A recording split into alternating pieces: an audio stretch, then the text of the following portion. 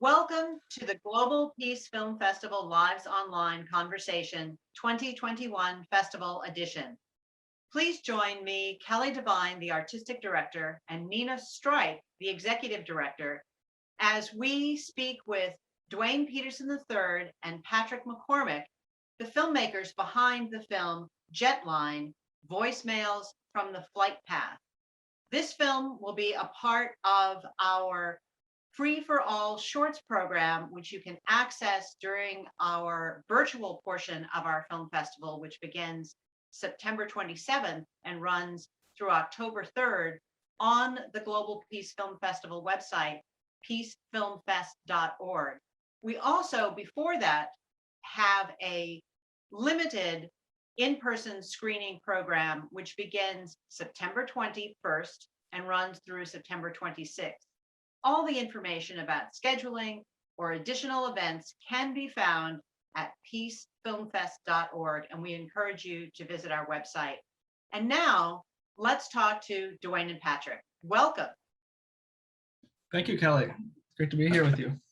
Thank you for having us.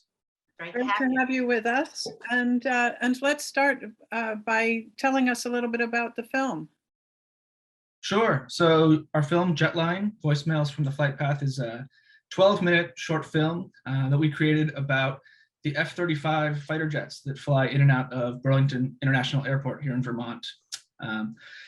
These planes have been here, or when we made the film, they had been here for about a year. They've now been here 2 years, this month actually. And when we set out to make this film, we wanted to express sort of the feeling of what it was like to live here underneath the flight path. These jets are extraordinarily loud, louder than many were led to believe before their arrival. And we wanted to kind of tap into what the community was feeling a year after they arrived. Yeah, and just to tack onto that, like Burlington, Vermont, and the surrounding counties are really the most densely populated section of Vermont. And so the decision to base them in such a populated area was very alarming to a lot of people. And in fact, our communities voted against basing them here. So there was an opposition, and I think the lived reality of having them overhead, was rattling for a lot of folks here. So we set out to kind of like get a sense of what that felt like, and you see that in the film. So we can see how you came to know about this particular story because you live there. But can you talk a little bit for the folks who haven't seen the film, but I hope do get a chance to see the film, the kind of approach that you had taken to telling the story? Sure. We felt like this needed to be a people-powered story, and so much had been said about the jets through traditional local media, but it always focused on, the National Guard's perspective, and we felt like there was a story not being told. For kids in the neighborhood, just to give people a sense, like this is like how you learn to cover your ears as a toddler. That was at least the experience for our toddler. And you see it at the playground, like people stop what they're doing to sort of brace themselves for this flyover. It's really intense. They're 5 times louder than an F-16, which was previously the jets that were kind of like based here.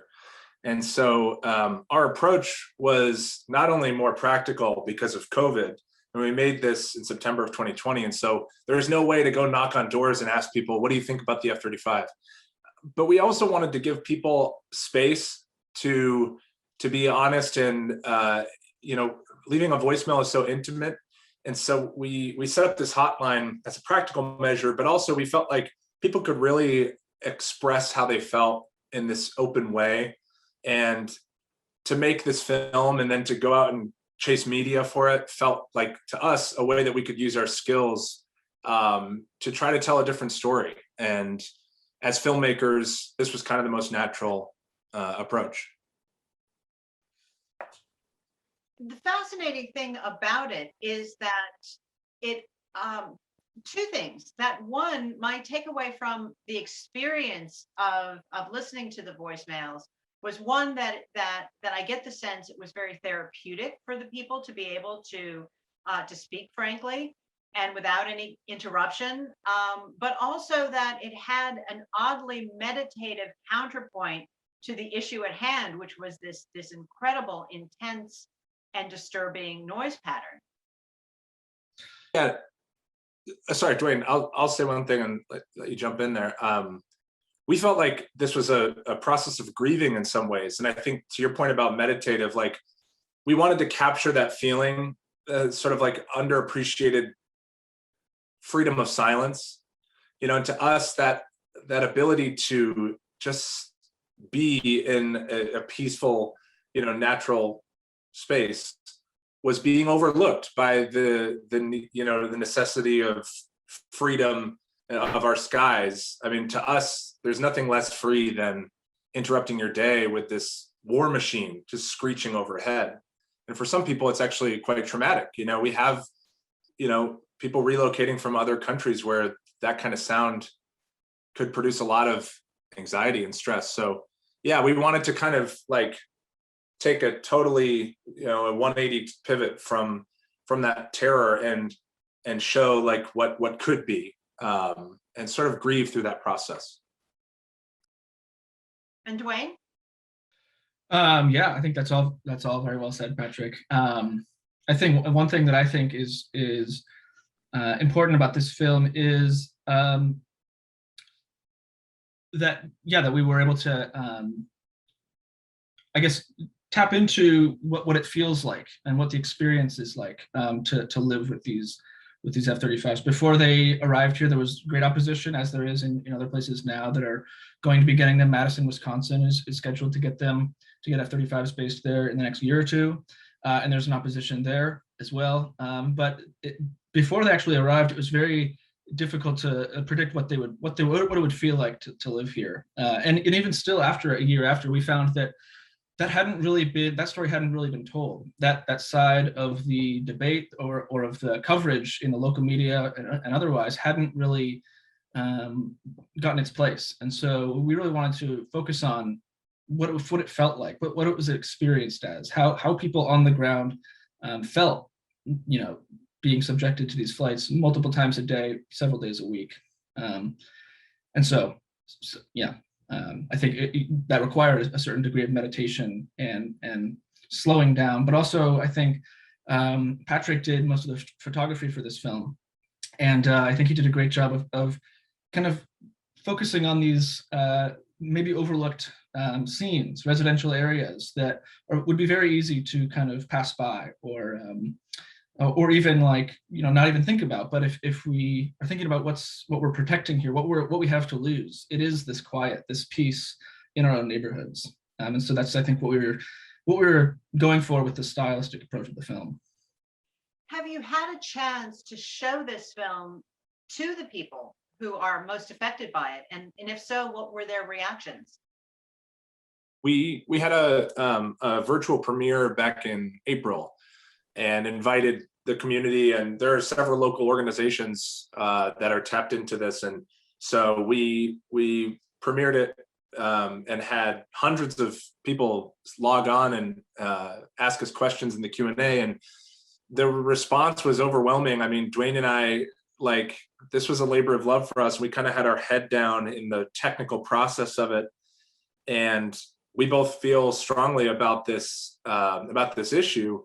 And it was amazing to show it to the community. And I think, the feedback we received was that people felt validated and sort of like their concerns existed, And I think one thing your festival is doing very well is like bringing attention to something that's almost like so insurmountable, that's easy to get lost in it. And I think that we all carry a lot of subconscious, trauma about the endless war and how those artifacts surround us in our culture even. And so I think to just pick this one thing, people here are maybe not even done kind of unpacking the baggage of that. And so I felt like our film, at least by taking an emotional approach versus a technical approach, was able to find people, and so the response we received definitely was in line with that. People wanted to support the work further, and people were very encouraging, and it was validating for us. Duane, did you have anything to add to that, or? Sure. I think it was definitely validating for us to see that, we were on the right track, and that we were making art about things that people cared about, and like helping people grieve. But I think it was also validating for the callers. A lot of people simply thanked us for listening. Before September, before recently, there was not a way to voice your concerns about the F-35s. And so the National Guard had a phone line that you could call, but there was never any record of those complaints, not even the number of calls that they received. So people were essentially calling into the void. And so for us, a big part of the project was to provide a space for people to express their voices. And so I feel, one of the most rewarding parts of the film for me was hearing people express gratitude that there was now a place that their voice could be heard.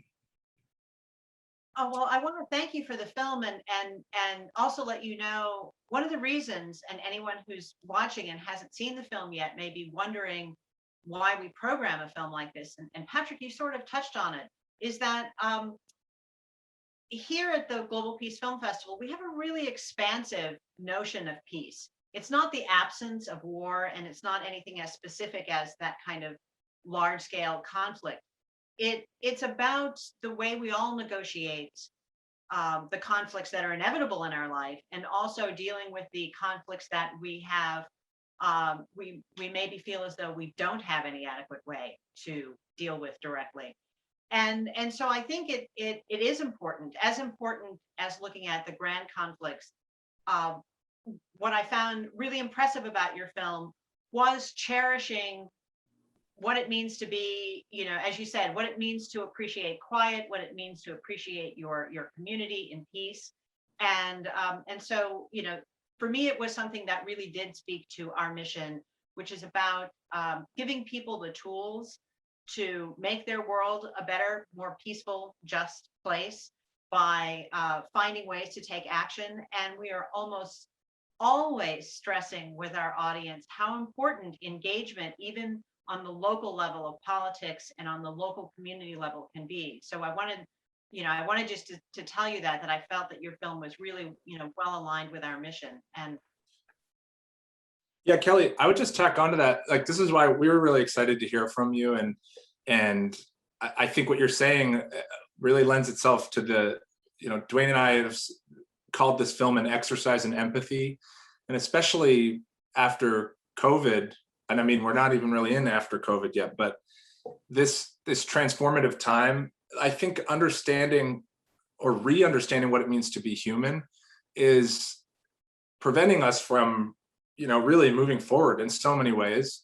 And I think the idea of expressing trauma online, for example, it's so easy for people to discredit that.